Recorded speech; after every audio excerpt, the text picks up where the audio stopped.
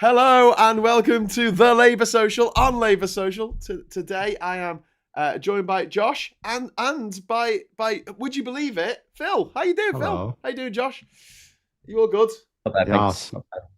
Yes. We have news, don't we? We have news from the Tory camp. Yeah, well, from Downing Street. So last night, I've now seen it is being reported in the Guardian now as a few hours ago, but it broke first by Guido Fawkes, which is like there's so many levels. It's like you'll read the Times and the Telegraph, and then there's another layer below. You dig a little dirt away, and then you're into the Daily Express and the Mail and things like that. The Guido Fawkes, like that's below even the Spectator.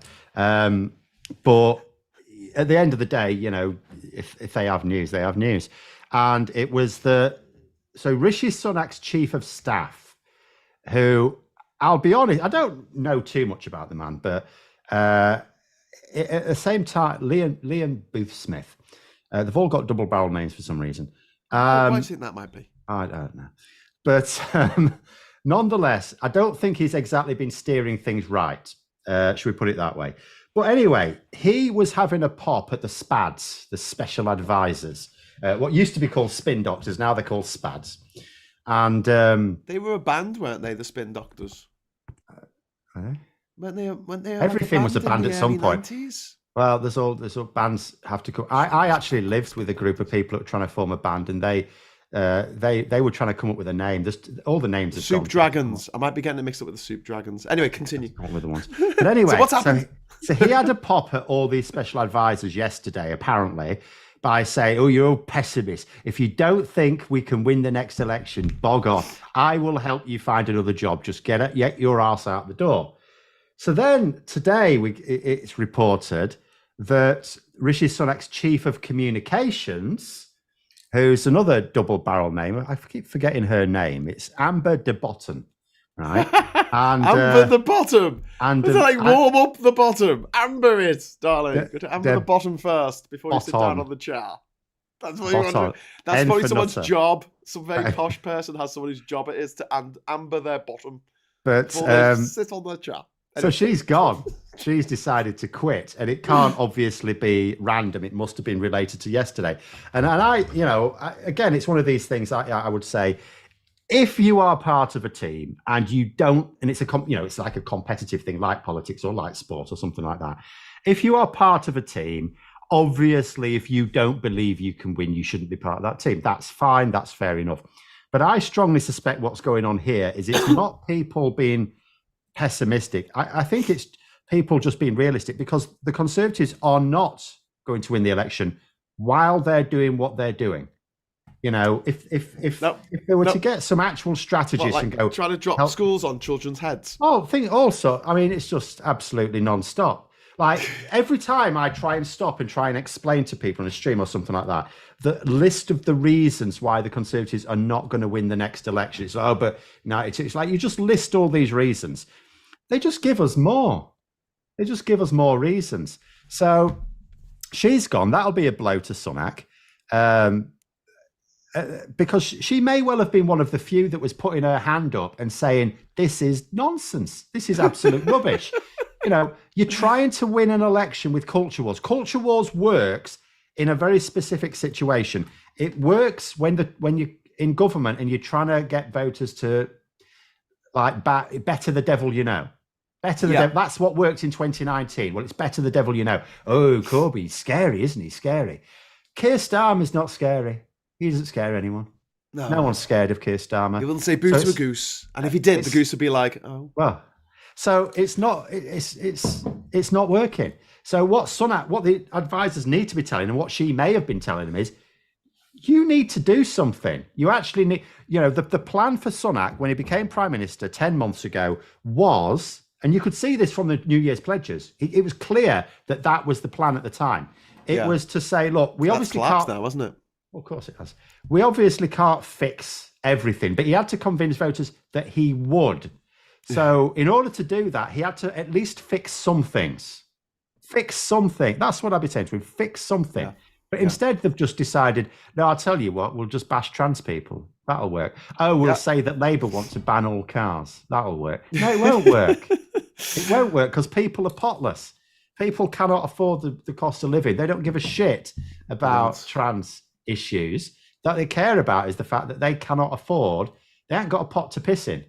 Yeah. So they're not really bothered which pot trans people piss in, quite frankly. Exactly. Well, yeah, most people don't. Anyway, hello, Aid. How you doing, mate? Got here in the end. Guys. Yeah, sorry I was... Where have you been all our night? Yeah, I know. It took me a second there. I got one of these very annoying reboot requests just as I was about to log on. So, I thought that was a drugs reference when you texted me saying you needed to reboot. No, it's not that kind of Friday night. I mean, I'm a bit squiffy, but I'm not that bad. Okay, good. So, still, the night is young, right? Let's see how crazy we get. Yeah, and how's your week been? How's your summer holiday been? Actually, you've been away for a few weeks, haven't you?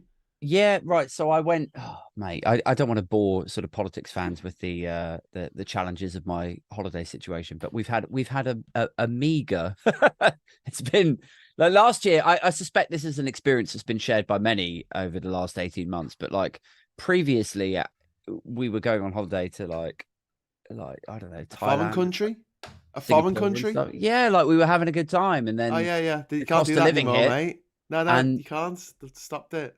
And the mortgage ballooned, and now it's like literally this is our summer holidays. Passports, mate, absolutely bloody worthless. Yeah, I suppose this is hitting you more hardly than it's hard. I hate Brexit. I mean, the funny thing is now Brexiteers are telling us to leave the country. It says, well, where to? We can go to Ireland. That's it. We could have left the country. Go to Ireland. Yeah, I've never felt more Irish my entire life. Like when my mum was like, EU, and then they could have said leave the country, and we could have all left, and then they could have had the country to themselves with all the rivers full of shit and the schools falling on children's heads, and basically everything being awful. I was just talking to Rufus Hound on my bit of a plug. On my podcast a minute ago, and we were talking about do we feel like we're reaching the end game of this sort of British exceptionalism, this populism drug? And I was saying look, here's where my head is at. Is it feels to me like our public services are so decrepit and underfunded. They desperately need more money, but the government can't magic money because they would destabilize the currency. I said we could pay for that kind of stuff with growth, but we can't get that unless we rejoin the single market. There's only a few different avenues that you can get this money to start running the country properly. And each one of them, if you go through them one by one, they're all closed off to us. So basically it's my sort of stance now where I'm like, we're circling the drain and there's very little that we can actually do about it. And it kind of doesn't matter who wins the next general election. There's very little wiggle room. I don't agree with that, mate. It does matter. It absolutely matters, because the thing is, I agree. We can hold Labour to account. We don't stand a chance with the Tories. They don't care. They could just get in their private Learjet and fly off. They don't get. They've got houses in other countries. They've got bank accounts in the Cayman Islands. They just don't. So let me add a caveat here. So I'm still I'm still on board with getting a Labour or Labour-led coalition or something around that arena implemented. I think it's better that there is a Labour or a left-leaning government in place that actually gives a fuck about the country instead of just funneling tax money, what little tax money there is that isn't being shoveled onto debt interest payments into public services. I think that's the right move. But what I'm saying is I wouldn't necessarily expect things to get much better in the next 5 years or 10. It's going to take about 20 years to turn this shit around. Well, look how Britain was after the Second World War. We were bankrupt.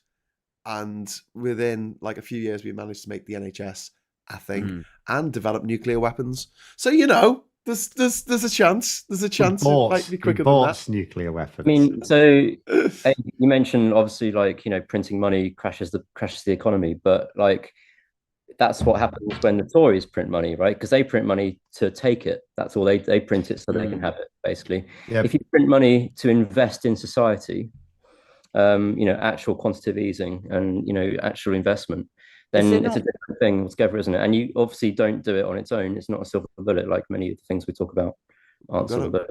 Is there not a risk there that, like, if we, and I'm not saying that we shouldn't do that, I'm genuinely trying to understand it. So is there not a risk there that we print, let's say, 50 billion, and we just go, look, this money is essential to just get our head above water and get the country running again, and it gives us a bit of wiggle room to invest in, let's say, tech colleges, get NHS up to scratch.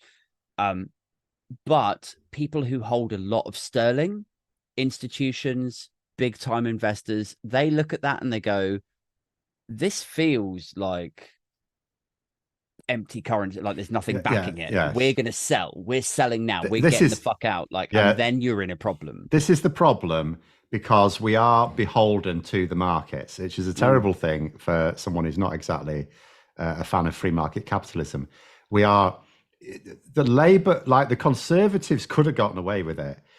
Truss was too mad, but they could. I mean, if you look at the value of sterling, like it was and then 2016 wallop, and it's been sort of level. It goes up and down and up, and they always go, oh, it's up now, and then when it's down, oh, let's ignore that. But when you look at it long term, if you look at it over a long term, it's just where it crashed after 2016, and that is investor confidence, and it's really that simple. And Labour will never, ever, like at the moment, Rishi Sunak's getting away with the fact, I haven't checked recently, but at the start of summer, that the guilt levels were as high as they actually went higher than they were under Truss. And like some of Truss's Tufton Street Brigade will go, well, this is very fair. She got bollocked for this. How come Sunak's getting away with it? But he did get away with it because the media let him get away with it. And it's that simple as well. So you've got this. You are beholden to the markets, but then the media will present whatever they want to present. And Labour, that's why, as you say, Labour can be held to account. They have to deliver. They don't have to. This is where the political shenanigans go in place. They don't have to deliver in the way they say they will right now, because they will also understand, as long as voters see that they've delivered the outcomes, they won't actually be. They're not going to go back and, oh yes, but you said you'd do it this way and you did it another way. It's like, well, I don't care because you did it. So I guarantee there will be shenanigans in Labour, that they're at the moment saying we're going to do this and we're not going to do this and all the rest of it. As long as they deliver the outcomes that the voters care about, they know they can win the next election. And this is where Sunak's going wrong. He fundamentally doesn't understand that what voters want are outcomes. So when he's going on about inflation, inflation's coming down, they don't give a shit. Things still cost more.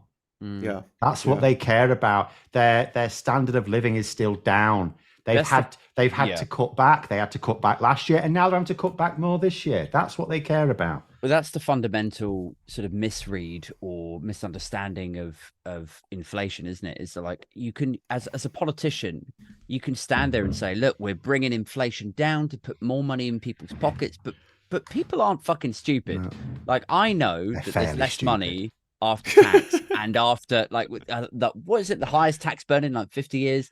And then prices have gotten more expensive. And when you say, oh, we've brought inflation down from 11% to like 6% or whatever it was, it's like, that's still more expensive. Things are the bath's still filling full of water. It's just filling slower. You saw that little video of a guy in like a corner shop being interviewed about, prices, and he grabbed a bag of chocolate and he was like, this used to be £1. Now it's £1.25. And the question was a really stupid but obvious one. It's like, so if inflation gets better and comes down, is that going to change? Is the price going to go back? And he was like, no, this is the new price now. Yeah. I mean, so if you kind of see that pattern across everything we spend money on, inflation coming down alone doesn't solve anything if everything just has a new price now, right? So what else has to happen? Like you both said, the Tories have no interest in doing anything real to affect that at all. And the actual numbers don't mean anything to people. If I can just jump into the chat for a moment, because there's a few really good comments. People are having a conversation about retro video games and computers, which is cool. But Fruitback Cat says, I was chatting to 100% staunch Tory today. I rent a field from him, not a friend. He was literally spitting feathers over the state of the country, slagging off the Tories. Warmed my heart, it did. And I think we're going to see this more and more, because as people realise that the Tories aren't just, ruining the lives of gay people, trans people, migrants, poor people, single mums. They're actually ruining the lives of middle-class Tory voters. I think that's a key thing. I never expected the leopards eating people's faces to eat my face. When they came for people's mortgages, that was it, right? I mean, who thought the Tories would ever do that? Yeah. 20 points ahead. Labour are 20 points ahead. And I think they will be now until the election.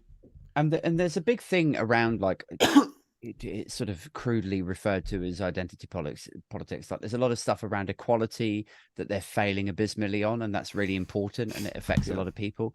But also, as you're rightly alluding to, when it hits people in the pocket, when mortgages balloon, when it's their shires, homelands, like not even like the sort of the older generations, like these sort of 60, 70-year-olds, when it's real sons and daughters, who are then coming knocking back on grandma's door, going like, we can't fucking afford to live. We're gonna have to sell our place, or we didn't even buy a place. We're just renting, but the rent's doubled now because the landlord's mortgage was a buy-to-let mortgage, and that's doubled. So we're gonna come back live with you. When it starts affecting the Tory homelands, and they still don't give a fuck, I think then for a lot of people, they're through the looking glass, and at that point they realize actually what this is a fucking racket. This is a way of siphoning tax money out of the tax coffers, and they funnel it out to their donors. And once you realize that the Tories, that the Conservative Party, that CCHQ is a piece of this mechanism, this ecosystem designed specifically to enrich people who they used to go to school with, once you realize that, once you see that, there's no going back. Then you're like, oh, right, okay, so you're just there to sell policy to donors that you used to go to school with, and that's it. And the rest of us should go fuck ourselves. Yeah. Well, this is what I would like to Phil, see. Just Labour... before you come in, sorry, I just want to say shout out to Tinkinator there for a £10 super chat. Alas, us socialists dream of a world that will never exist. Centralists dream of a world they think exists, while the right dream of a world that ought not to exist. So thanks very much, Tinkinator. That was almost poetic, wasn't it? But thanks very much for the super chat. Sorry, Phil. Back on. I was just going to say, this is a point I wish Labour would make. They need to make the point now, repeatedly, until it's drilled into people's heads, that you have the highest tax rate. It's not in 50 years. It's since the post-war rebuilding period. You have the highest tax burden since then. And what are you getting for it? The schools are collapsing. Crime is up. Hospitals are collapsing. You can't get an appointment. When you do get an appointment, you get a referral. It's months, and the surgery could be years. It's years before. It's all right to talk about tougher sentences, but it's taken years for many cases to come to court. And if you care about potholes, my goodness me. So, they cleared all those up. We had local elections here. Oh, they was all cleared up then. Go back again. So, it's like you are paying, I want Labour to say, you are paying the highest tax rate for generations. Where's it going? I want Labour to say to that people, where is it it's going on debt. John Redwood actually tweeted something very, very similar a few weeks back about how high our taxes are and why can't we do anything about the country. He's in the government and he has no clue. So he's not, is it? John Redwood, he's sat on the back benches slowly rotting. People like that, though, they do everything for my imposter syndrome, because I'm just like, look, if this fucking idiot has got like that level of government, I know he's a backbencher, but I'm like, who the fuck am I? There was wasn't there that poll just today or yesterday about that showed 53% of people now think that the Tories are institutionally corrupt. Oh yeah, I think that is one of those looking through the looking glass moments. 52%. It used to be just the people that were paying attention that would think that, and now it's a popular idea, right? Wow. Yeah, there's no going back. That's overwhelming, mate. That's a landslide. It is. I was about to say, if that was viewed through a Brexit referendum prism, that would be a landslide. 51.8%. It's only 15% that disagree. Only 15% that disagree, apparently. Yeah. Well, I'm amazed that the government tonight is still in charge of this country after it turns out that hundreds, if not perhaps thousands of schools are not fit. Do you know what? Children. I think the situation is just so shit in this country now that people almost expect it. The individual parents will be fuming if they find out. There will. This is the thing. This is why I want Labour to go to town on this as well. like there will be parents, because I've been a teacher, I know there are some parents like this. There will be parents who are absolutely fuming if they found out that the government concealed from them that their child was risking their life in that school. So we'll have to, but again, all that anger needs marshalling. This is why I want Labour to put things to people, put it to them. If it turns out that your child is, never mind this 157 schools, you're going to find that out tomorrow. But if you are in one of the 1,000 schools where this may be a case, and the Conservatives have kept it, Labour should be saying they've kept it from us, because we've tried to batter them about this. We've tried to get this information from them. They've kept it from us, but they've kept it from you as well. Your child was risking their life. All it took was one of those collapses to have happened while your kid was in that class. If the French lesson upstairs disappeared down into the maths lesson downstairs, your child was there, that would have been it. Your child could have been dead. And the Conservatives knew that there was a risk and allowed it. And I want Labour to make that clear to everyone in the country, that the Conservatives risked that child's life, because then there'll be bedlam. Have they found anyone else to blame for this yet? Because presumably that school could be in a trans people. They'll be blaming Labour at some point, don't you worry about I was thinking Theresa May's been blaming Clement Attlee for her hostile environment. Wow. I was thinking the natural pivot that you would expect from the Tories at this stage is to look at where these specific schools are and hope that you can identify that those are Labour local authorities and go, oh, well, this is a Labour area and they didn't spend the money correctly. Built under a Labour government. Thing. I think most parents will understand that there's very few schools that are actually run by the local authorities now. Well, in 2010, when the Tories got in, done something about it in the meantime. Anyway, Yeah. Sorry, Graham. In 2010, when the Tories got in, one of the first things Michael Gove did was to backheel the £55 billion of investment that the Labour government had earmarked for over 700 schools for refurbishment. For some scale, that's only half of our annual debt interest payment, right? Yeah, now, not then. This is what I keep coming back to. It's like, I can kind of obviously there's an emotive element to this, and obviously we should be funding education as a priority. But I wonder, how, let's say we lobby the government on Monday and we say, okay, you need to fix this. Where are they going to find the money from to rebuild 100 schools? This is it. They're not going to do it. So what should have happened? 5 years ago, they should have started that. When they were told, they should have started that program of rebuilding. Now, what they're going to, again, I want Labour to make this point as well. So now, what has to happen? That would have cost a certain amount of money, right? But it's money that needs spending. Now, what they're going to have to do is they're going to have to still spend that money, and they're going to have to spend money on temporary accommodation. Yeah. It's so short-termist, isn't it? It's like by trying to save money then, now you're going to end up spending double the money now. Yeah, it's false economy. But they'll find one of their friends to spend it on, right? And it will cost times as much as it should cost as well. Yeah, we'll end up with it. We'll end up with and a they'll marquee. rent it. I've got this mate. He rents out marquees for weddings. That'll do for a school. Yeah. I've got a mate who just started a company. Just the most recent one, the hospital beds, right? That's another one. They've been selling those off at a loss. I mean, it's never ending. Like you were saying earlier, it is all about the of our taxes, but actually, it's about creating new ways and new reasons to do that as well. It's not just taking the opportunities that appear in front of them; it's creating those opportunities, right? I mean, this is straight out of Rees-Mogg's dad. The pandemic, all sorts of things. I mean, the latest one in the Telegraph this week was water companies. There were 10 water companies who didn't pay any tax last year. There's loads of them that got these tax rebates. And it's like, why? Oh, it was this scheme that Rishi Sunak came up with as Chancellor to give you tax rebates, 130% rebates for investments to boost the economy. It's like, well, water companies aren't investing. That's why they keep dumping sewage, they say.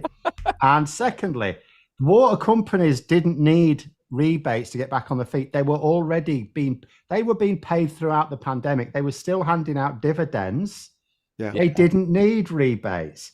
So, but again, it was just an excuse because all Rishi Sunak, just like any Tory, all they actually want to do is to move money into private hands. It's their ideology, and the pandemic gave them so many excuses to do that. So going back to the arguments against printing money, right? Because I mean, again, I was just throwing that out there as one of the many examples of things you could do. The other two things, of course, are cuts of various sorts. Nope. Yeah. So no, not anymore. Even the Tories know they can't cut anymore. Yeah. Windfall taxes. Or just reduce the wastage, which there is. There is another one. Can't we just break all the rich people open and then the treasure comes out like in a game? See, that's the thing. So there are two things. Inevitably, you are going to reduce waste if you stop giving contracts to your mate who then doesn't deliver it. So cutting that out, the last Labour government did a lot of that. You just cut out that crap. That's the title we need for the Tories, isn't it? The problem is, politicians talk about all this. We're going to reduce waste. It's like, but it's like the Tories are the ones who waste it. But anyway, the other thing you can do, of course, is effectively taxing those who can afford it. Now, Labour, of course, we know they've said, for example, there's not going to be a wealth tax and stuff, but they have talked about removing lots of tax breaks where it's not necessary. So that also raises a few billion, at least. It is difficult, admittedly, if they don't create a new tax specifically. If they don't create or enhance a progressive tax, how you do it. But there are enough tax breaks. I know they can't just get rid of all of them. There will be some that just for political reasons they'll be stuck with. There's a comment here from Walt, which I agree with 100%, my friend. If we ban all private schools, then the appetite of the rich to invest in state schools will increase dramatically because their kids will also need to use them. Their kids who I presume they don't want a ceiling landing on their heads. No, certainly not. There will absolutely be no ceilings falling down at Eton or Harrow. I guarantee. Well, I said that in my video earlier tonight. I said, they're open next week. Guarantee it. Yeah. But there you go. And it's. And do you know when they weren't open? When they weren't open in 2020, when other schools were closed, when other schools were open, it was like, "Oh, get your kids in there, it's all fine." Eton went, "No, you're off your head, mate." Yeah. That day in January 2021, where kids had to go back to school for one day to get as much COVID in them as they could and take home back to their parents. How is this government still in charge of this country? How is it still in charge of this country? Because the media. How are they not in jail? Because people don't know. Because it takes a lot of time to become informed. It takes a lot of time and effort to keep yourself informed. Surely people remember that one day the kids had to go to school for a day just to get COVID. But there's also no mechanism to remove them. There is. Well, very loud and it goes bang. No, you don't need a revolution. But in all seriousness, if you had a large enough, peaceful uprising, of course you can. But it will never happen because, again, there's peaceful. There's too many. It's peaceful enough. There was too many people. At the moment, it is like even the schools thing. Unless Labour really point it out, there's too many people just going, "Oh, this is just the latest shit show, isn't it?" They're so used to it. Yes. If we'd have had let's say we'd have had a functioning government. And then this schools thing, and that was the one thing they got wrong. They got everything else sort of working okay, and there would absolutely be a scandal. It'd be a huge scandal. It's just people are desensitized to it because people get used to things. It's a bit like after the global crash, Labour lost. I would still say they ran a poor campaign, but after something like that, the government are going to get blamed, and so Labour lost as a result of that. But life and living standards were still. They were worse than they were the previous year, which people could remember, but they were still way better than in 97. And people forgot that. So, and they let the Tories in, and lo and behold, the living standards immediately dropped much further and have remained dropped ever since. We often talk about what Labour need to do when they get in, and it's not just stuff that we harp on about a lot, like bringing in PR and getting back in the EU and bringing in UBI, but also getting the fucking media under control. Because they're like a gang of rabid animals. Yes. We're all privately educated rabid animals that run our press. and they go after people like he would. Like, how can they get away with having in my opinion, universities or like enemies of the people? Press regulation is almost as important as proportional representation.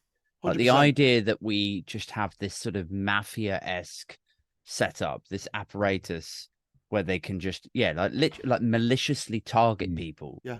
Like some sort of organized crime ring. Just to me, that feels so old world and defend their own criminals. Like Dan Wootton still there. The idea that the Dan Mail Wootton, have dropped him, but no one's making a fuss. Yeah, like he's still on GB News, right? Oh yeah, Lee Anderson was on his show. Lee Anderson was plugging the fact he was on his show this week. It's absolutely insane that you can have somebody who has been on Twitter. Like, I mean, look, I'm not going to say that everything that is on Twitter is 100% true, but for somebody to have accused him of rape, and for there to be these other accusations, there's dozens of accusations.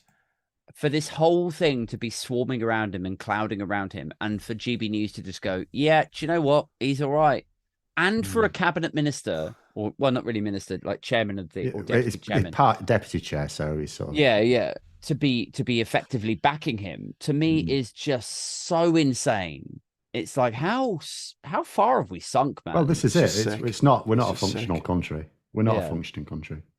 We're not a serious country anymore, are we? No. Used to be a very serious country. Here's an interesting question: what would you do to actually regulate the press without troubling accusations of like freedom of speech? Levinson 2, basically have an independent inquiry whenever there's something brought up rather than the press regulating itself.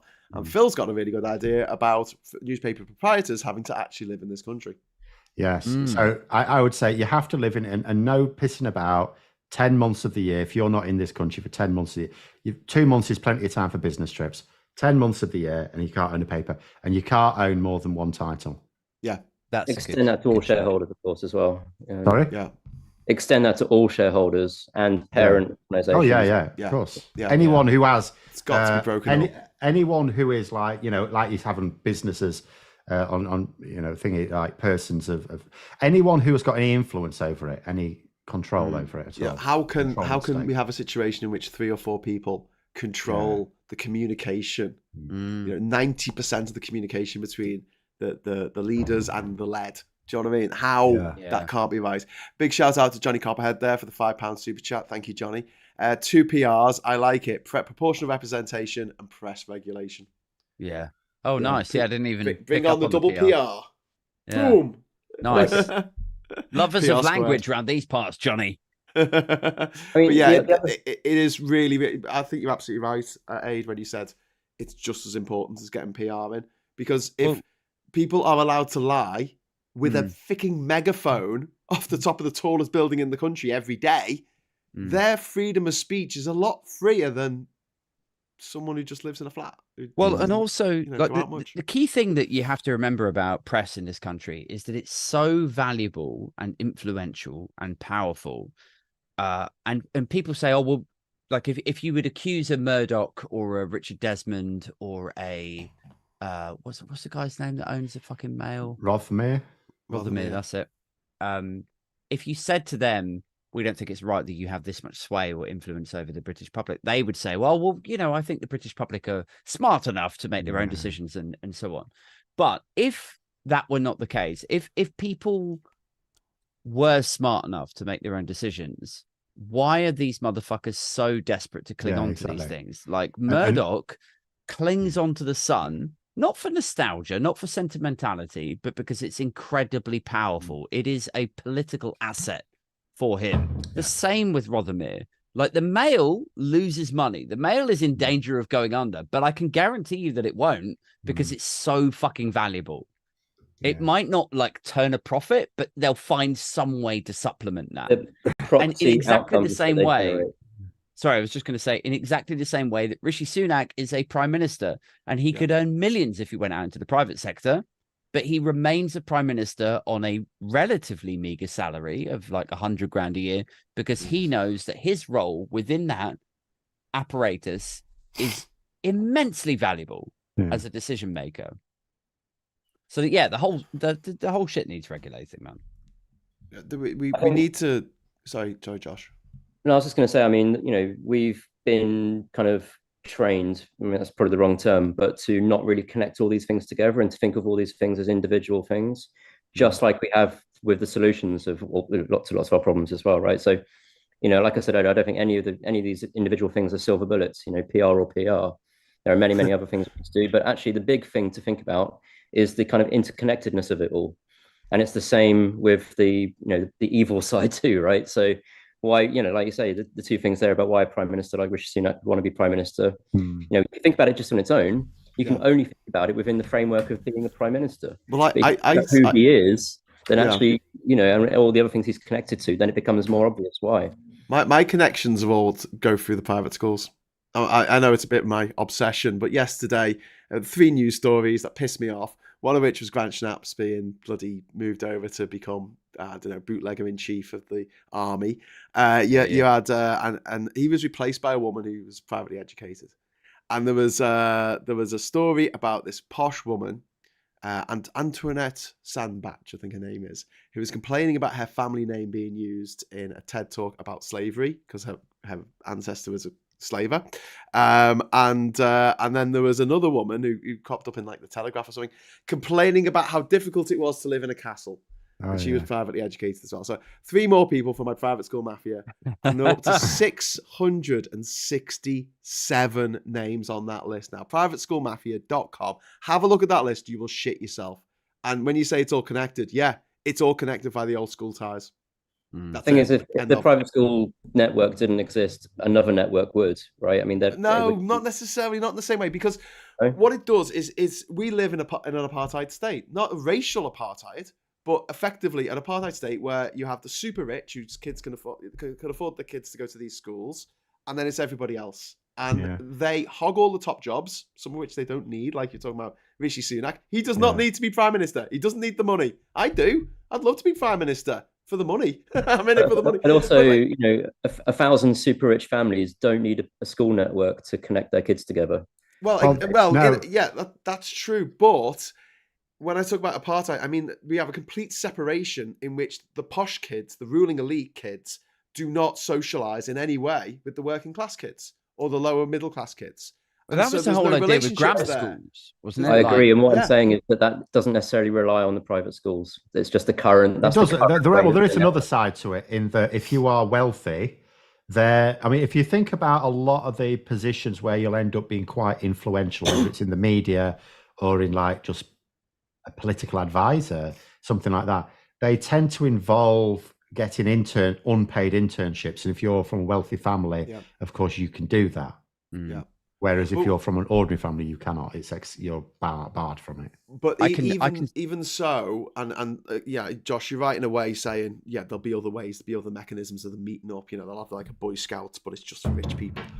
But they will still have that interaction on a daily basis with people from other social stratas, which they do not have at the moment. Rishi Sunak sitting there going, well, I've got aristocratic friends, I've got working class. Oh, I don't actually have any working class friends.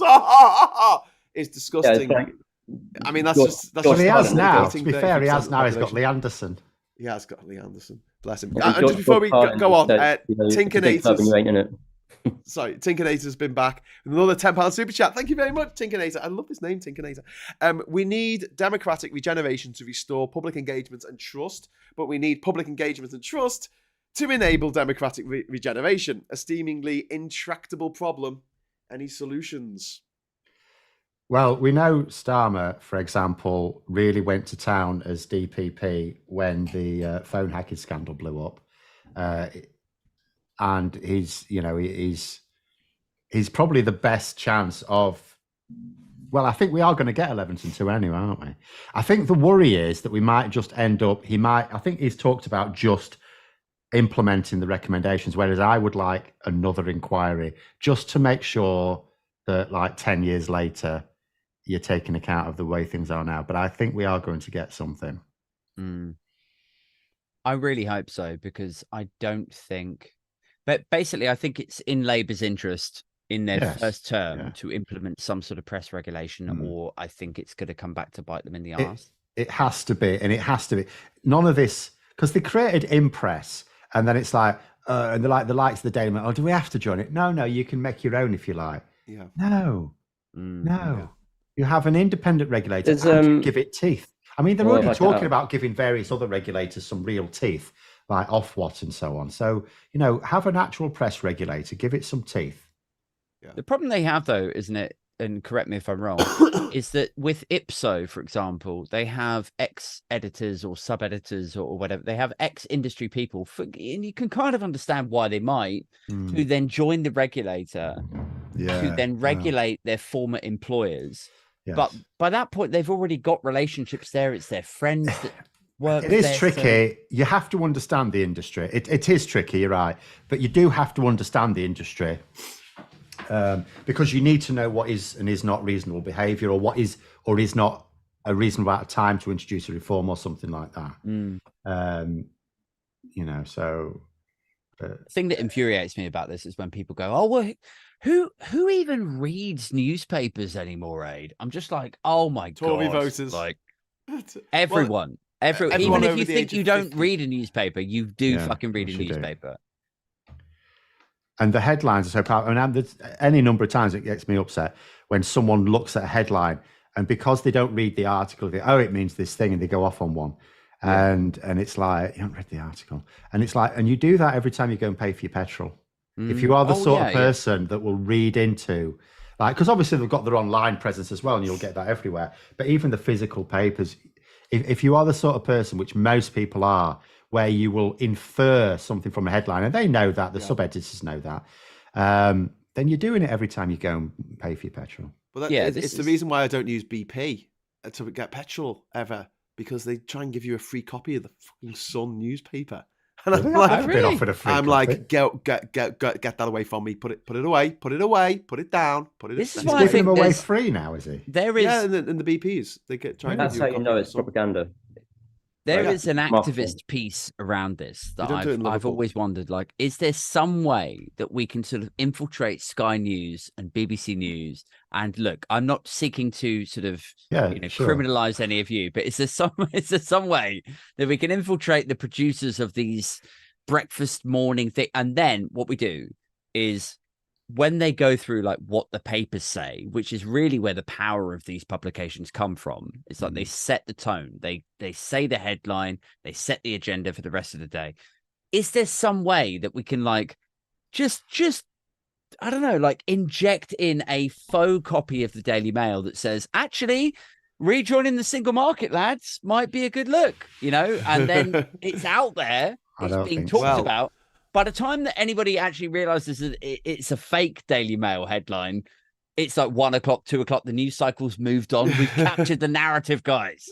Well, we could do that with the site. I don't think we could do that with the physical newspaper, but there would be ways of taking over the site. Don't tell me what I can't do, Gray. Yeah. No. But one of the things that was interesting about and awful about the protest bill that the Tories brought in is that they made it out like, oh, we've got to protect infrastructure. So we're going to take away anyone's right to be able to protest anywhere near an oil refinery because we need oil. Oh, people will die. We'll take away people's rights to protest by a hospital because the ambulances won't be able to get in and people will die. And we'll stop anyone from blocking the exits to the printing presses for the tabloid newspapers, because if those newspapers don't get out, then people will die. This is a really interesting area. So where they said, where the protesters were blocking, I think from memory from Printworks, was it explicitly the Daily Mail they were trying to block? I can't remember now. I can't remember either. The Daily Mail's the biggest website, isn't it? Sorry, are you talking about the actual press? Yeah, when they were blocking the Printworks. Yeah, I think it was a place in Knowsley, but it did different titles. So it was like they did the Mail and they did 2 other newspapers as well. Yeah. Was it I or something? So I think that was in Boris Johnson's tenure, and he was like, freedom of press is a sacrosanct, protected right, and blah blah blah. And it's like, well, hang on a second, lads. Like when you were in power, and I know this wasn't like Boris Johnson's tenure, but I think it was around the time. I think it was David Cameron. I think it was a coalition time. They went to the fucking Guardian and theatrically confiscated a Guardian hard drive and smashed it to pieces in the Guardian's basement. They were just like, yeah, that's what you get. Like, bang, bang, bang. Don't ever do this again. Don't publicize anything that we don't want you to publicize. It's like, well, where's the fucking, like, where are we drawing this line? Is it like freedom of press is sacrosanct? Or is it like, don't publish stuff that we don't want you to? Do you know what I mean? Publish stuff that we don't want you to. I think, so the point is that because it, when you look at it through a right-wing lens, you don't need consistency. No. Yeah. Right, so it's whatever they need at the time. That's the thing about the right wing, is there is no consistency of idea or morals whatsoever. No. So all these questions are kind of like just rhetorical, really, when you looking at the right wing, right? And of course, the left wing, or even the centre left, is held to completely different standards, and hypocrisy is called out immediately if there is any. Yes. Yeah. And the left are obsessed with hypocrisy more than the right are. The right don't give a shit. The right will change the tune within. Calling itself out for it, more than calling out the right wing for it. Yeah. We hold ourselves to such a purity test that we never get anything done sometimes. We've got to stop doing this, mate. We've got to stop doing this. Never happened. Never happened. What, the left never stopped doing purity tests? It's like arguing with other perfectionists, basically. Yeah. That was Owen Jones's big argument with me, the fact that I hadn't always voted for Labour, and therefore my opinion on Labour didn't count. Well, does that mean his doesn't count, given he's campaigned against Labour now? I assume so, yeah. But that was his only thing that he could come up with.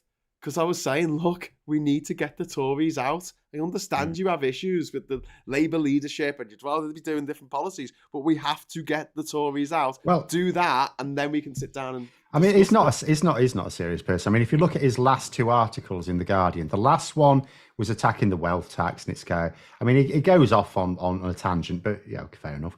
But then the one before that was, these worker reforms are absolutely marvelous.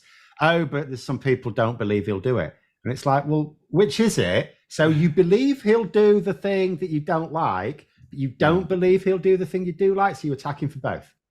So it's like, even when he says something that you can't fault, but he's not going to do it.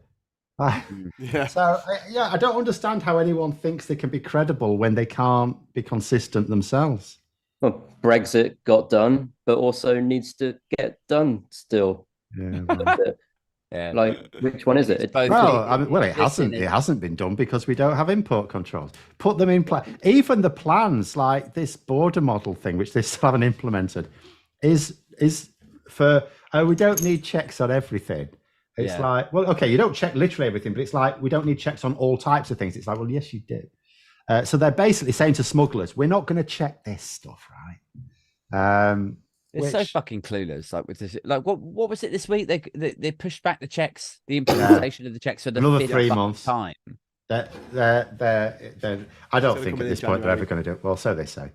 But the thing that made me laugh about it was like they said, look, we're going to push it back because we have concerns that if we did put it in, the charges that we would get as a result of implementation could in 0.02% hit on inflation over 3 years. That was their estimation and reason for delaying it. I'm like, 0.02%. I think it was 0.2 to be fair, but either way, over 3 years is nonsense. But still, I was like, there's no way. It's because no way they would fail to implement that for 0.2% over 3 years. The actual figure for that will be way worse.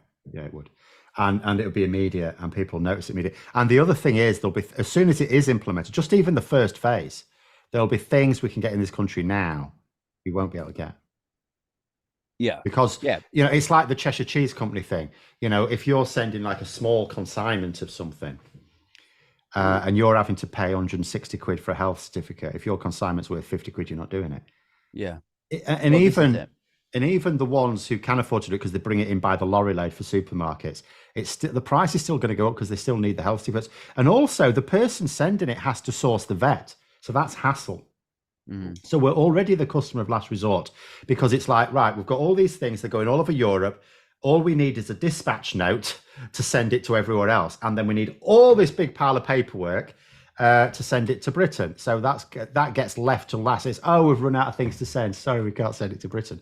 So we're the customer of last resort. You add on for a small business, particularly, that they have to not only pay for the health certificate, okay, they can pass the cost on, but they can not only pay for the certificate, but have to actually find the vet to do it. So there'll be just things you can't get. But this sort of takes me back to there was a radio phone. Sorry. Just to jump in because someone's dropped the super chat in. John, thank you very much, John Hart, for the £5 super chat. Do you think many Tories believe that not only will they lose the next election, but are looking at a long, long time in opposition? We can come back to that question, but they just dropped the super chat in. What were you going to say, Aid? I was just going to say it brings me back to the radio phone-in clip that I saw of Farage, where the vet phoned up. She said to him, like, there's only this like X many number of vets in the UK at the moment, and if you go through, this was like pre-implementation of the withdrawal agreement. She was like, if you go through with this is going to happen and that's going to happen. It's going to make it really difficult to bring vets in from Europe, and we don't have enough. Like we simply don't have enough here. And and his response to it was like, well, if we if we need more vets, then we'll just have more vets. And I was like blown away. I was like, this is it at the core right here, is this idea of this sort of exceptionalist state where everything will just be okay because it's Britain, it's blighty, and things like that don't happen here. We'll just figure it out. I think there was another side from voters as well. I mean, that's Farage's attitude because he's rich, and he's not rich enough. Like, he's not as rich as his mate, so he feels poor probably, which is why he always looks miserable. But from a point of view of voters, I think there's a lot of people who just fundamentally wouldn't believe that the government would really do anything that was going to cause that much damage. So they thought that because the government were going to go through with it, well, it probably won't make much difference because otherwise it would be insane, wouldn't it? But again, they're forgetting what the government is really trying to do. And what the government's really trying to do is enrich itself.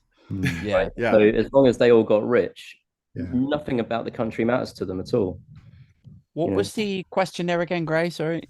Do you think that the Tories aren't just going to lose the next election, but are looking at a long, long time? As in, do they believe they will? Do they believe it? No, I think they're deluded. Yeah.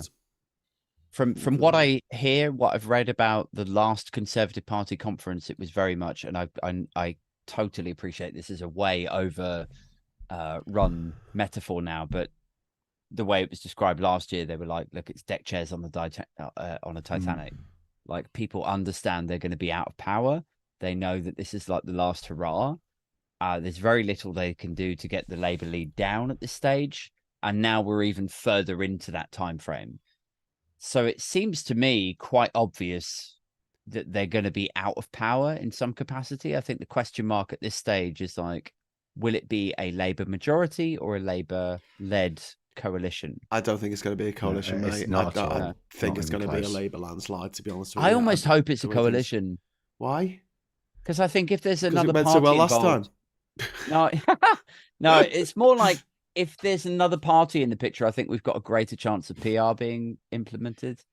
I think you've got a greater chance with just Labour in, to be honest with you, because otherwise it's going to be I'm biased anyway because I'm a Labour supporter, so I'm not going to comment on that. I'm aware, obviously, there are people who absolutely deplore the Tories but aren't Labour supporters, and of course people like that naturally would say, well, I'd rather a coalition to temper them. But the bottom line is that if you do that, then you have lots of, it's like, what are they going to, so let's imagine the numbers aren't even there for a coalition if it had to happen anyway, because the Lib Dems, even if they double their seats, if they treble their seats, it's not really enough to form a stable coalition with anyone.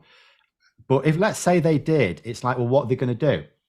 Are they going to challenge Labour on a load of things? In which case you get a fractious government which can't, because it has to deliver. If it's to stop, because the Tories, let's say there's a coalition, the Tory strategy will be obvious even to them.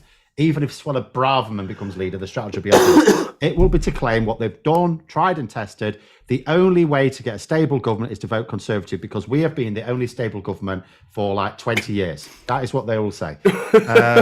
So, oh God.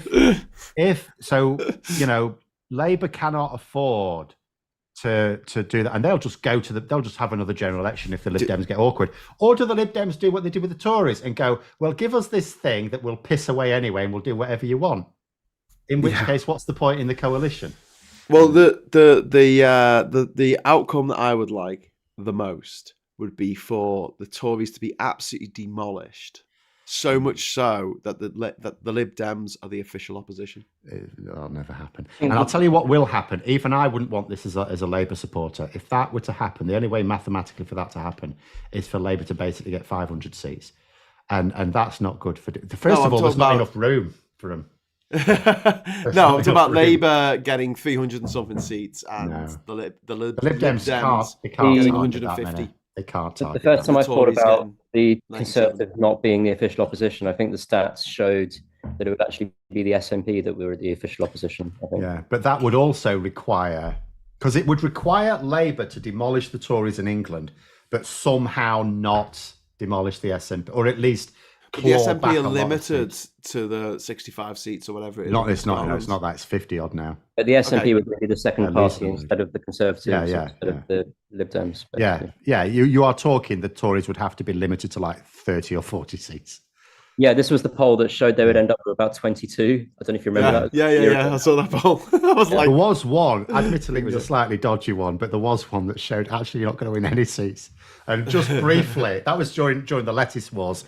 Just briefly, that was absolutely hilarious. And I was taunting, so it was not credible at all. But around the same time, you will find a Conservative Home or Conservative Post article in support of PR. Guess why? Yeah. Right. Yeah, that makes sense. I think there are some moderate Conservatives who would like PR just to get rid of their nutters. Oh, I'm not making up the articles there. I'm sure it is. But I think even at other times, I think there might be some Conservatives who wouldn't mind PR anyway. Yeah. Yeah. Well, we got some people on the right who want PR. Aid needs to get off, but we all do really, because it's just coming up to 10 o'clock. Got a couple more minutes. Can you hang on for a couple more minutes, Aid, or do you have to? Yeah, man. Shoot? Yeah. Someone's just come on the chat and said, "Sorry, I'm a bit late. Do you mind if we start again?" Can you remember what we said in the right order? You can watch this on catch up. I was going to say, Graham, you're recording this, right? I hope so. Well, it's going out live. It's YouTube records it anyway, so you can just watch it whenever. It's the beauty of YouTube. I don't have to do bugger all. This is like the laziest way of broadcasting to the nation, and it's free. And I can't believe that Labour and other parties don't make the most of it, but particularly Labour. Yes. But at least the Tories are having comms problems of their own now. Maybe I should go for the job. Comms for the Tories. I think. Have you got a private education? No. All right. Have you got commendations from Tufton Street? No. Wow. You may not be in for it. I could just lie about it. Thanks for that, Aid. I could just lie. I could say I was. Do you remember that stinky fish that got left outside Tufton Street?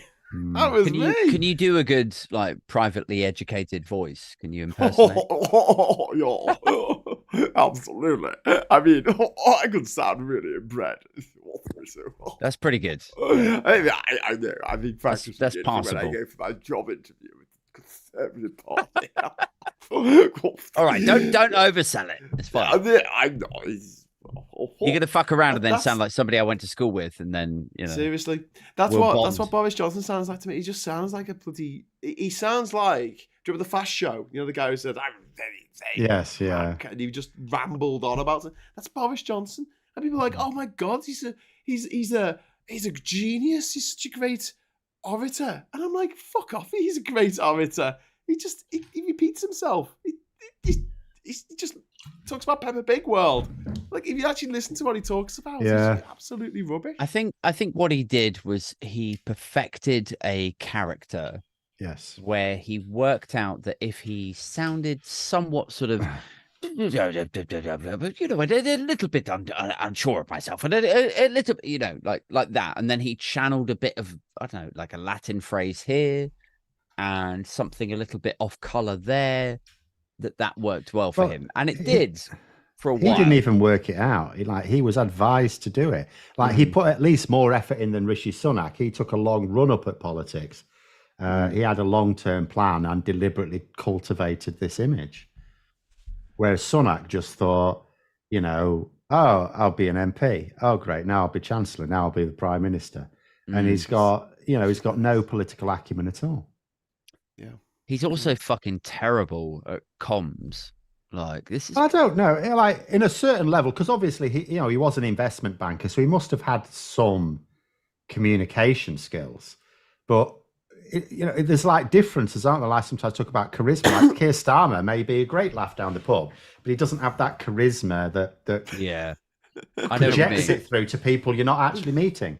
So with Sunak, it may be the same. He may be really good at closing a deal with someone he can talk to on the phone or meet face to face, but he's got no idea how to do politics. No. And that's the problem. There's too many people at the moment at the top of politics that aren't actually politicians. Yeah, they don't understand the art. They've got no art of politics. They're totally bereft of any lightweights. We do need hybrids, though, don't we? Because of course, pure politicians get critique for not really understanding the world. Well, that's career politician. You can have had a career and still be very political. I mean, Keir Starmer, for example, was very political in his youth. He co-edited a Trotskyite pissing journal, for Christ's sake, organised local labour groups and things, went off to be a posh lawyer, and then came back and be a politician. So you can still do both. You don't have to have been a career politician, but you can still be intensely interested in politics.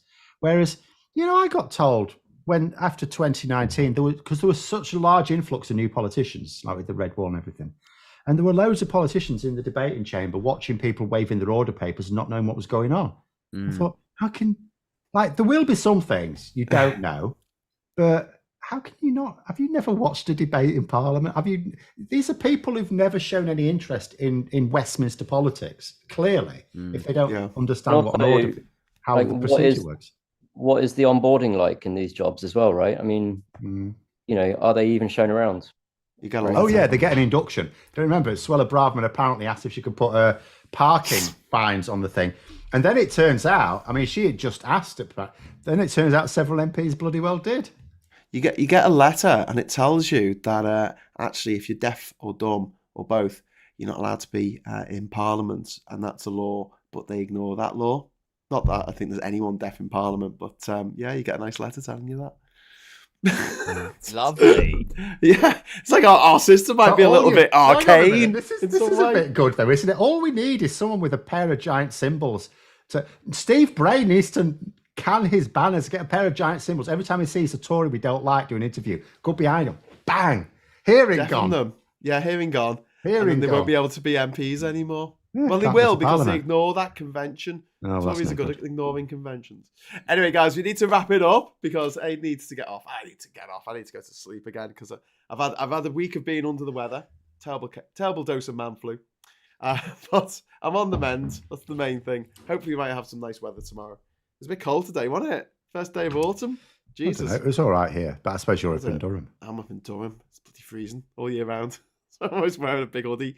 All right. So anything anyone wants to say before we go? I'm doing a live show. Tell us about your live show, Aid. 28th of September, man. The book club in Shoreditch. You can grab tickets at funk-27.co.uk. It's me. It's Otto English from Byline Times, Byline TV. I like it. I think SUPERCHAT grabbed a ticket, so she's going to be there. Cool. Who else? Ashley Hayden, John Martin. It's going to be a good time, man. Splendid. Okay, well, if you're down in London, get down to Shoreditch. What's it called? The book club? The book club. On Leonard Street. Get down to that. Yeah. And we're going to be me and Phil definitely are going to be in London for the Rejoin EU March, which is on the 23rd of the month. Josh, are you going to that? Are you going to be around? Yeah, I hope so, yeah. Excellent. And the night before the march, we might do an actual meetup in real life for Labour Social. So let's see if that works. We've got BUFU Mike saying good night, comrades, which I like. So there you go. And what are you plugging there?